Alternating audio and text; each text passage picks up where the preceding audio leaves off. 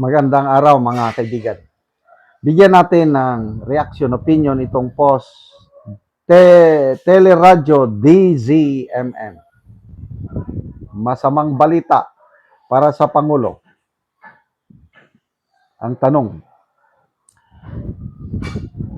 nakukonsensya ba siya sa mga ganitong reaksyon ng taong bayan sa kanya o baliwala lang?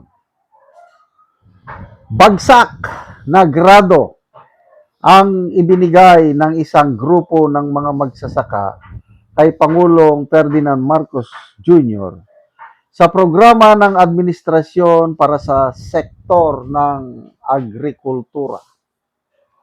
Ayon sa Federation of Free Farmers, patuloy na lumalaki ang pag-angkat ng ilang produktong agrikultural habang hindi pa rin lumalago ang agrikultura at pangisdaan sa nakalipas na 4 na taon. So, Federation of Free Farmers, I think ito yung pinakamalaki ng na asosasyon ng farmers and fisher folks. Kung hindi ako nagkakamali, ang leader nila dito is si dating Agriculture Secretary Montemayor. Believe ako sa grupo na ito na isinusulong nila ang kapakanan ng mga farmers and fisher folks. Kaya lang, agree ako sa sinasabi nila na halos walang nagawa ang administrasyong ito pagdating sa pag-angat ng kabuhayan ng mga farmers and fisher folks. Maalala ko nung I think 2023, yung birthday niya, by that time, siya pa yung DA secretary. Maalala nyo? Pag-upo niya, more than 1 year na siya ang agriculture secretary. Nakakapagtaka, di ba? Of all the departments, bakit hinawakan niya ang agriculture?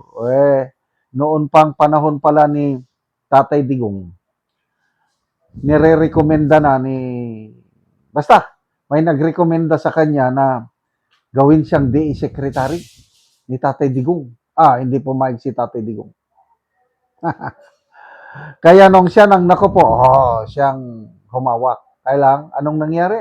Palpak ang kanyang 1 year stint, more than 1 year stint. Ang daming bumabatiko sa kanya. Kaya napalitan siyang umalis sa pwesto at inilagay.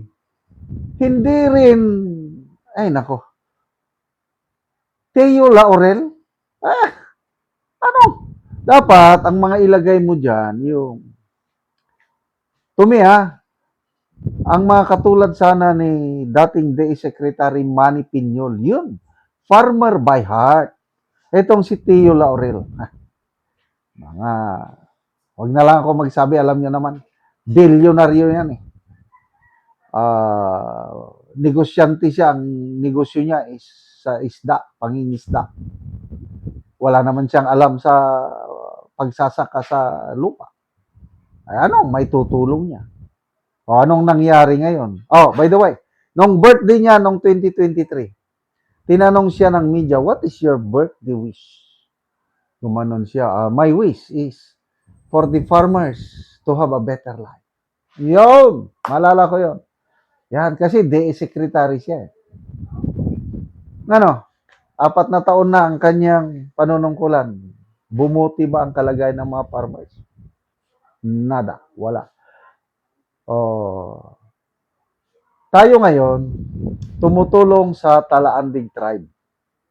Itong sweldo natin is, nagpatanim tayo sa Talaanding tribe sa Talakag, Bukidnon. Noong una, nagpatanim tayo ng sayote. Nako, imbes na maganda na ang sayote nila, marami ang bunga, produkto, ang mura naman ang presyo. Pero mo, ang 1 kilo, 5 pesos. Pababa pa yung iba, 3. Wala na. Hininto ng talandig farmers yung pagsasayutihan dahil lugi sila eh.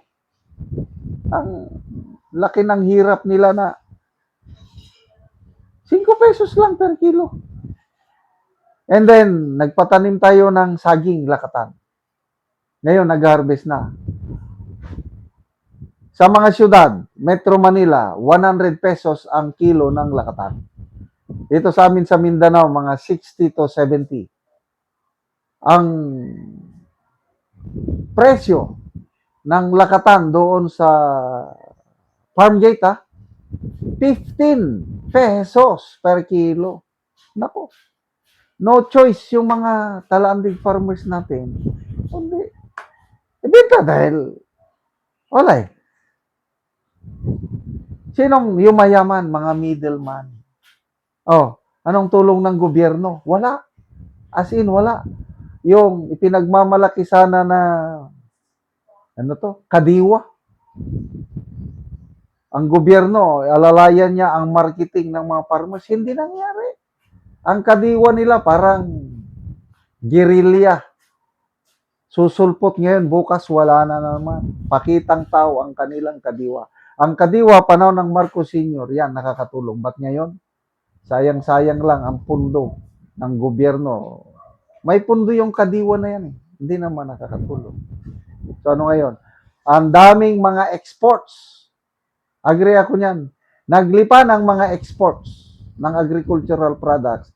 Kaya tuloy, ang presyo ng mga local products na aapektuhan dahil, alam nyo na, maraming pera pag maraming, yung mayaman, yung mga, so, agree ako, bagsak na bagsak ang performance ng administrasyon nito pagdating sa pag-angat ng kalagayan ng mga farmers and fisher folks. Salamat mga kaibigan sa inyong pagsubaybay sa channel na ito. Nakakatulong kayo ng malaki sa tribong talandig ng Bukidnon dahil ang sweldo natin sa channel na ito is pantulong sa tribo. Namimigay tayo ng libreng yero at pako para makapagpatayo sila ng mas maayos na tirahan. Panoorin nyo ang video na ito. Anak ko diri sa panimalay ni Nanay Abilina Abilio nga taga Barangay Tikalaan, Purok 3, San Alahay, Talakag, Bukidnon. So mo na ni ang gitabang nga yero sa ilaha. So tungod sa ka-excited o tungod pod sa ilang kalipay nga pag-abot sa yero wala na gid nila gihulat sa ako kailan na gid nga giatop tungod kay mga tigulang naman gud ni sila nga gitabangan ra pod sa ilang apo sa pag-atop ni ini. So napulihan na gid tong ilang mga atop nga mga buslot At sa Ginoo sa nagtabang sa amo sa sin, salamat kaayo. Ipadayon ang among ipadayon ang kaluoy nila sa amo. Oo, so tungod na sa ka-excited og tungod sa kalipay nga niabot sa inyo nga natabangan mo og yero. So diretso na gid ninyo giatop wala na mo nga nagulat. Wala na gyud iulat. Oo, so pag-abot na mo human na gyud kay pag-atop. gitabangan ka sa imong apo. Ginoo. Oo. Apo.